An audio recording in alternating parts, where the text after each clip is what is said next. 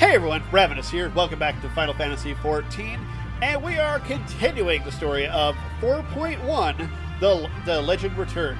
Now, in the last episode, we just completed the drowned city of Scala and found the old king's treasure. So, let us see what our buddies have to say now that we found the loot. Alright. Leaving the dungeon. Well, kind of, technically. Leaving the duty instance.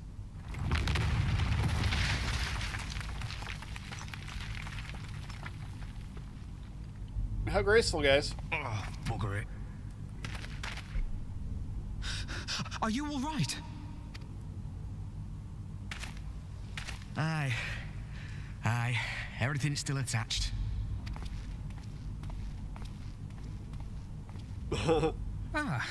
It seems both our paths led here. Very good. We spent altogether too much time fleeing fiends horrid and numerous. How far I spent all my time punching them.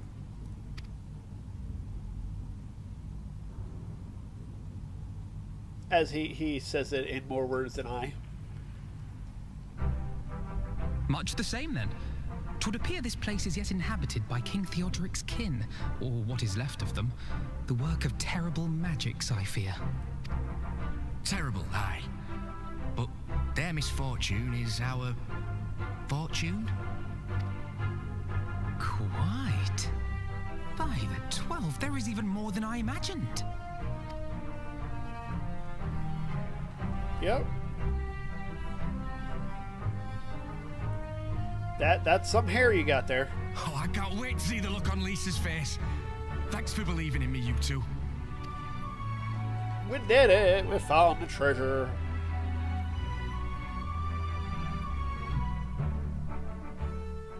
Good job, us.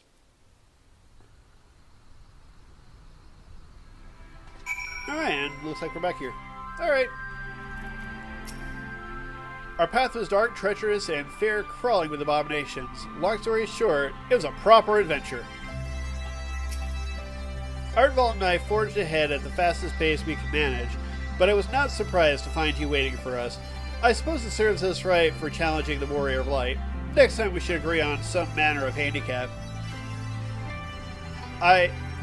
We may have lost Alphino, but think of what we found. Quite. I am still reeling at the sight of that mountain of riches. What, like how you reel at the sight of that floating specter, you mean?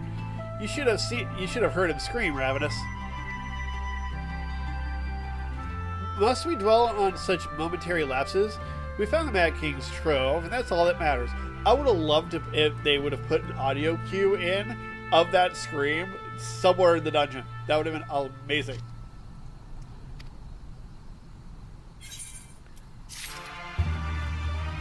Alright. First Astinia, now Ardenval. 'Twould seem there is much amusement to be had at my expense. Honestly, I might as well go adventuring with Alice. Ooh, music! I like music. All jesting aside, we must tell the people the good news, and I think Lise should be the first. Seconded, there is to be a meeting of representatives from across Alamigo, so she is sure to be in the city. Shall we seek her out?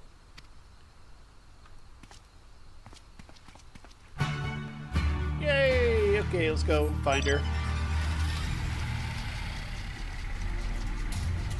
We're just going to go straight line.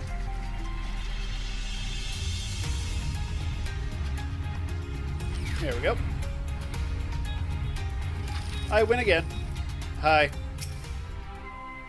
I got here first.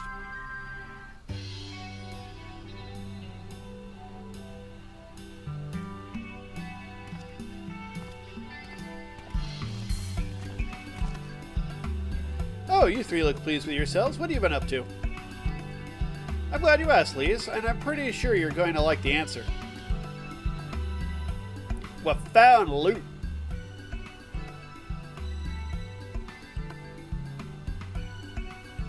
You're joking. The Mad King's trove? I thought it was a myth. So did plenty of people, but they didn't have Ravinous and Alphino in their party. The credit for finding it surely go to them. as for what to do with all of it, I vote that it goes toward alleviating the sufferings of Alamigo's poor. Gods, if there's as much as you say, Ardenvald did not exaggerate, I assure you. We cannot hope to carry even a fraction of it out on our own. I've taken the liberty of sketching out a rough map of the ruins. If you'd assemble a squad of your most trusted freedom fighters, they should be able to follow the route to find where the treasure lies. Understood. I'll make sure every coin is accounted for, and that goes for the spending of it as well. Thank you. Oh, and there's one other thing. When the time comes to draw up a plan for distributing the spoils, I would ask that you consult Alphino. I don't have the head for details. I'm not educated. I see that simply handing out sacks of gills won't solve everything, but I couldn't rightly tell you what to do instead. Okay, see, I told you back at the beginning of this journey, or at the end of before we went to the dungeon, that just giving out the money won't solve nothing. Oh, I know the feeling, and I welcome any advice you can give us, Alphino. Of course, I shall be at your disposal. Commander, we have a problem. Deep Press, tell me what has happened. A mob gathered outside headquarters, and they started making demands. You'd best come and see for yourself.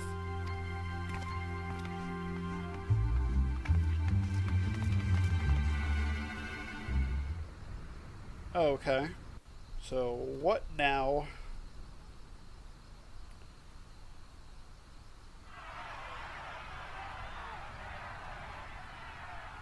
Step back, all of you!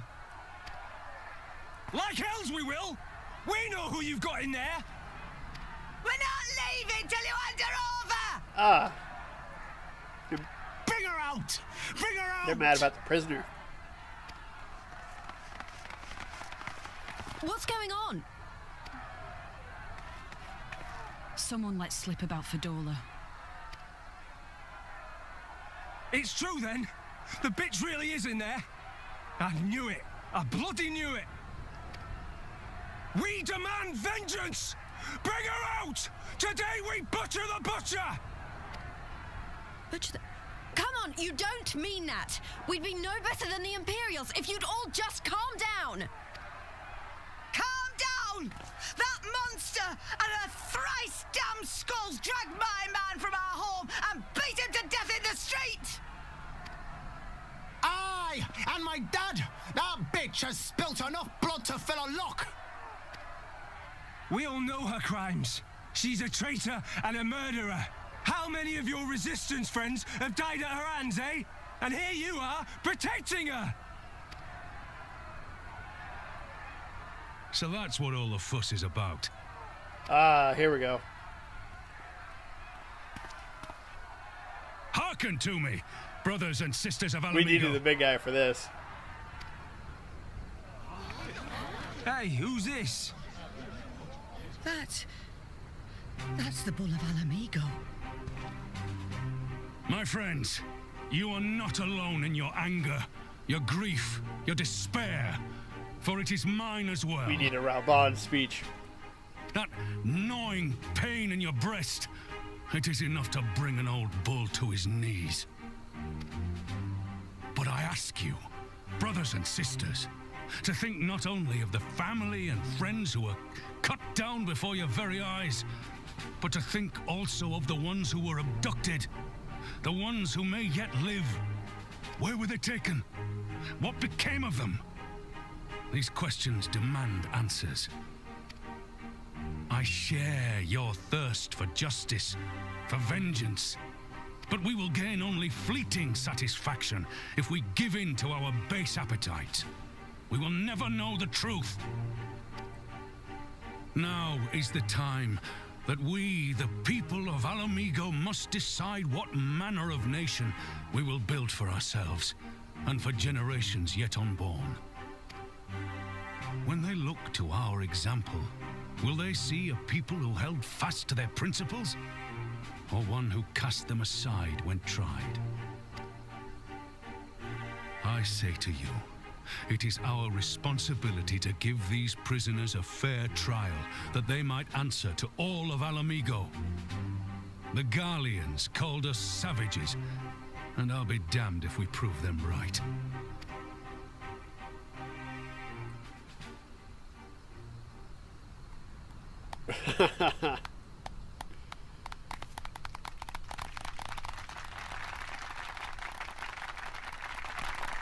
I know you're right, I do, but I can't.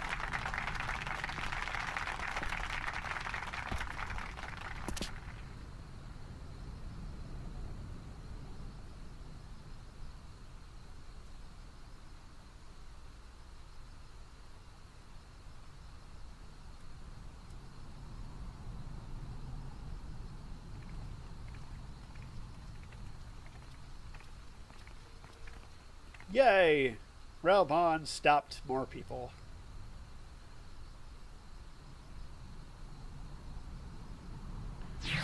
Alright.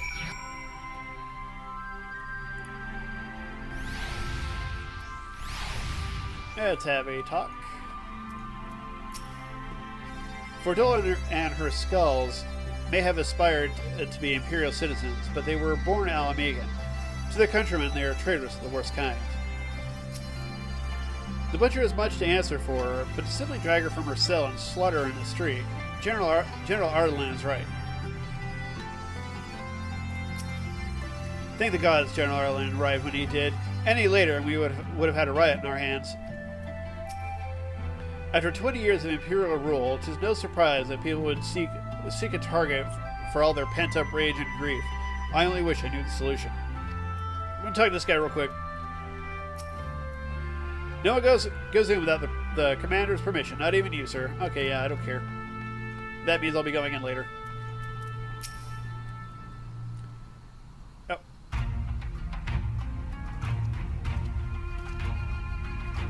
My thanks, Raban. Listening to their anger, I could feel myself being swept away. 'Tis a difficult tide to stem. 'Twas the same rage which brought us to our feet and carried us to victory. But now the war is over, and all unspent fury is being channeled into vengeance. And it's not just here. We've reports of mobs forming all over. They've been targeting folk known to have cooperated with Garleans. It starts with insults most often, then someone picks up a stone. Some industrious souls even thought to seek out the graves of Xenos and his officers. It was grim. I want to build a country where everyone, regardless of race or origin, can live side by side in peace. But maybe the time isn't right. Maybe the people just aren't ready.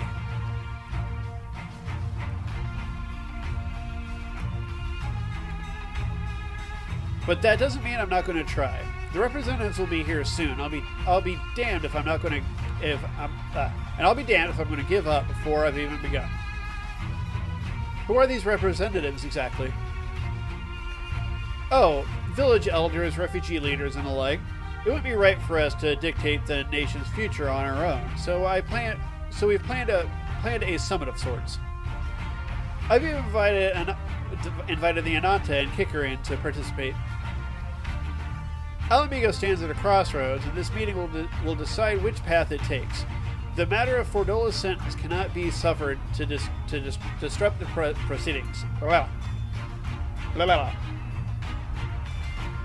then let's execute her and be done with it. She herself asked to be put to death. Nago, I've already explained why we wouldn't do that.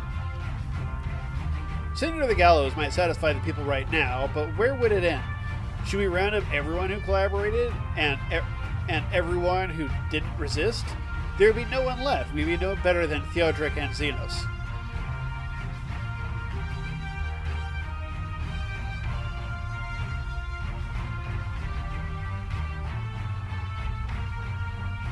Begging your pardon, but might I be allowed to speak with Fordola? Only I caught a glimpse of her past, a moment of it anyway, during the fight. She's done terrible things, unforgivable things, but in some ways, she's a victim of circumstance in which she was born. And that's something I can understand. Alright, speak with the prison guard when you're ready, and I'll come and join you. I want to talk to her too. I'll return to my duties then.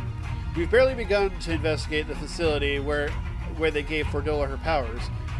Be fairly warned, friend. She will test you. Don't let your emotions color your judgment when she does. I caught a glimpse of her past, too. Echo.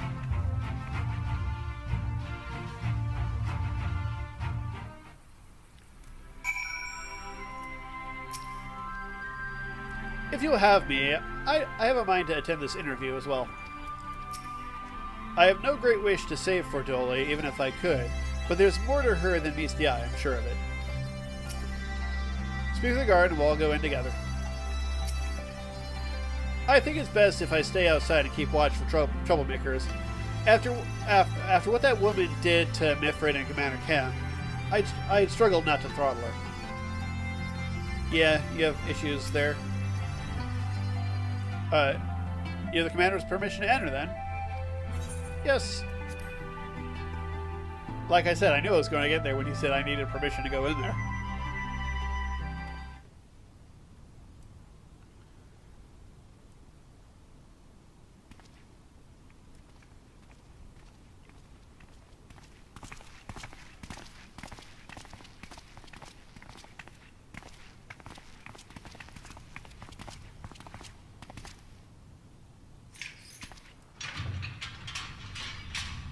So do we have that thing constantly on her to stop her powers? Or does she even have those powers anymore?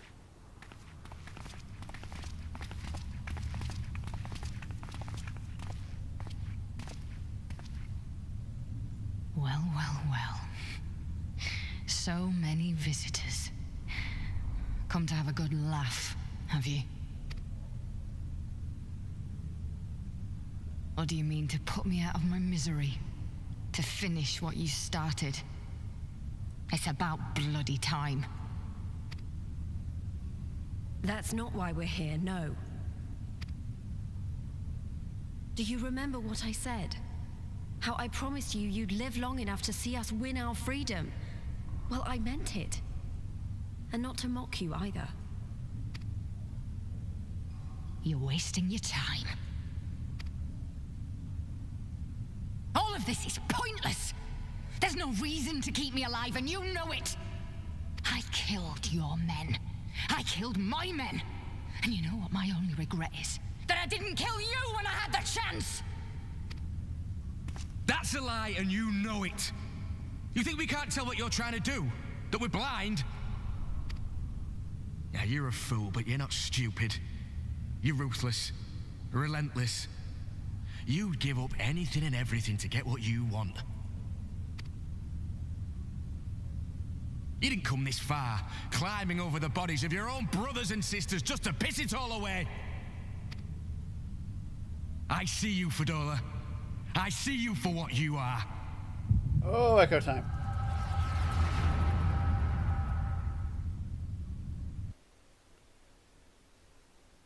At least I'm not in a vulnerable situation when this is happening again.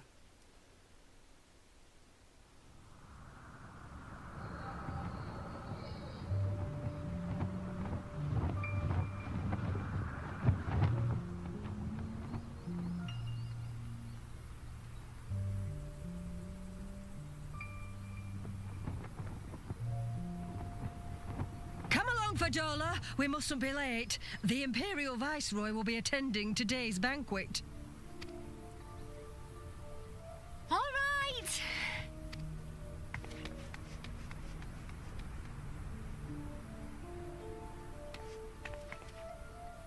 Father, what's Lord Gaius like? Is he nice? Are you friends? There you go again with all your questions. Silent laughter. Lord Gaius is a great and honourable man who looks after all of Alamigo.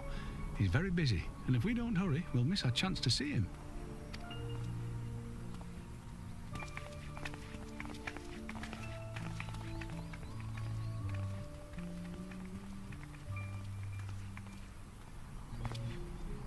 Filthy tin-head lovers.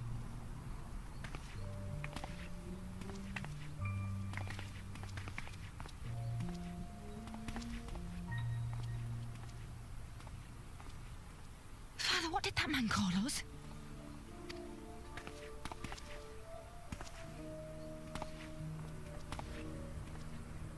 The little tin-head lover doesn't know what she is, eh? A traitor, sweetheart. A backstabbing bitch who gladly betray her kith and kin to gnaw on what few scraps the Imperials deign to toss her. Like your bastard father and whore mother. That's not true! My parents are good people! They've never done anything like that!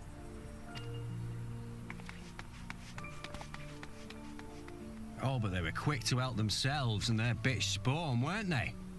You're just as guilty as them.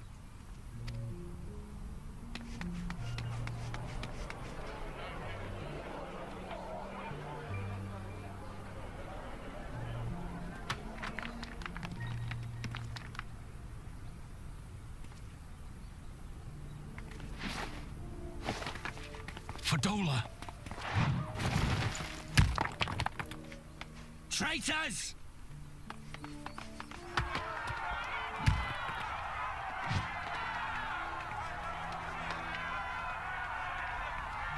Please, you have to do something. My husband and daughter are in danger.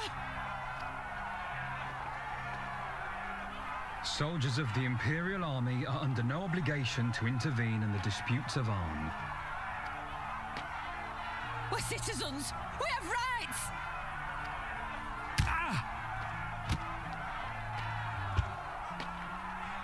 Father, I'm scared.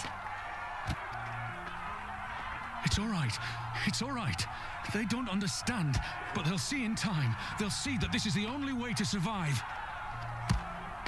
Traitors! Traitors!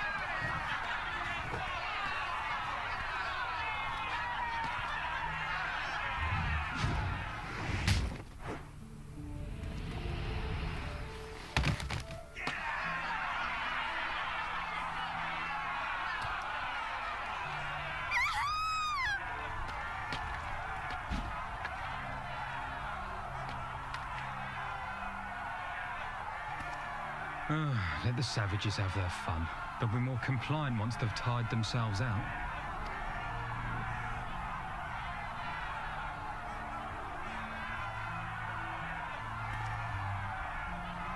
That's stomach turning.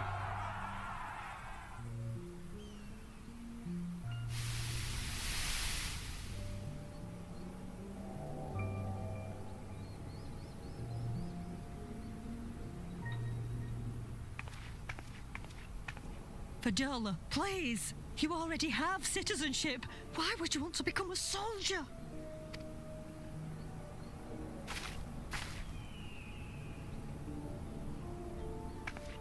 Oh, gods. What have you done to your face? Forgotten it already, have you? I'm honoring Father's memory. By telling the world that you know better than a common savage.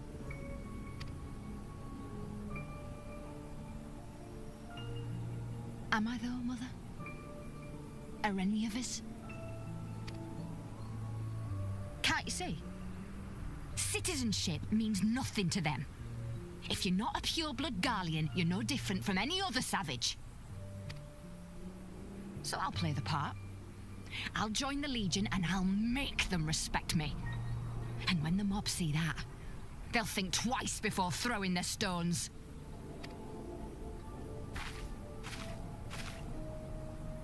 Ansfrid, Rudolph, Emlyn. It's time. It'll be hard. Humiliating. They'll try to break us. Send us crawling back to our own kind. But we won't. No matter what. We'll bleed for them, die for them if we have to. We'll do whatever it takes to be free!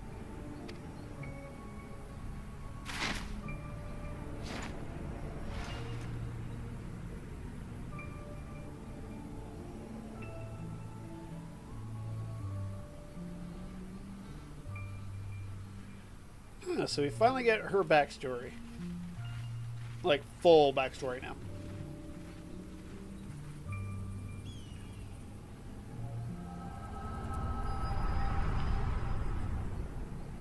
Because Alan Megan's killed her father.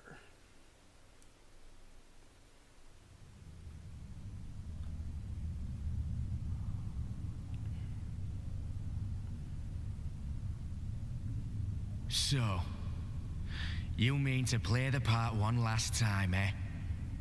The unrepentant traitor whose death will serve to unite the people? Shut up. You had every chance to kill yourself. Fashion a noose from your clothes. Wait for the guards to leave you alone long enough to slip it over your neck. I said shut up! Oh, but then it would have all been for nothing, wouldn't it? Whatever it takes. That's what you said.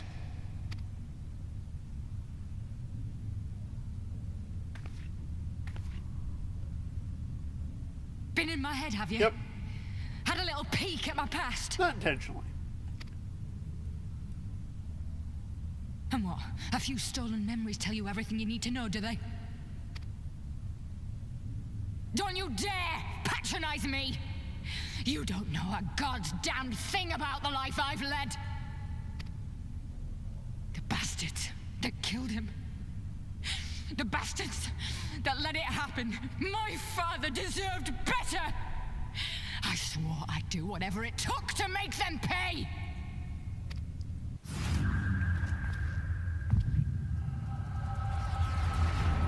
That's right, because her echo was planted in her, too. That's how she got the power. So now she gets to look at my head.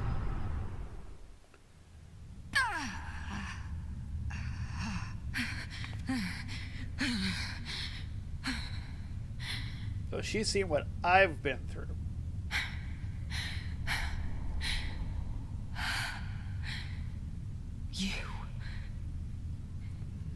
You. All that power. All that pain. It's too much. Too much for anyone.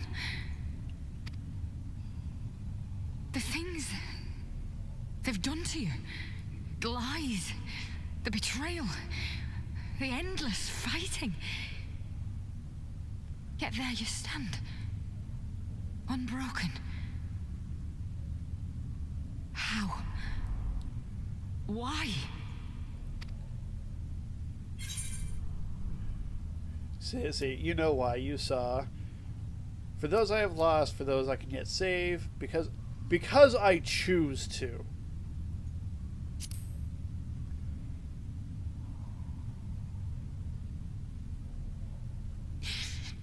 Damn you. Damn you all. I think that was probably the most appropriate for me.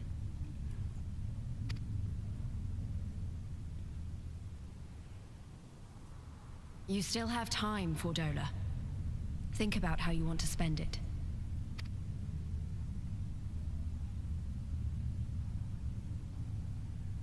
Let's go.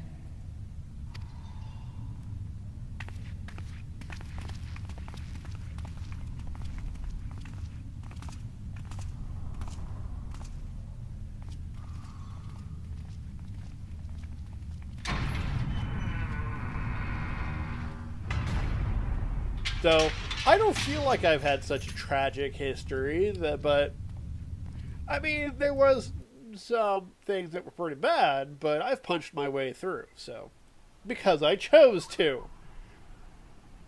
But she finds that what I've been through worse than what she's been through. Okay. I get music, I'll listen to that later on my own time.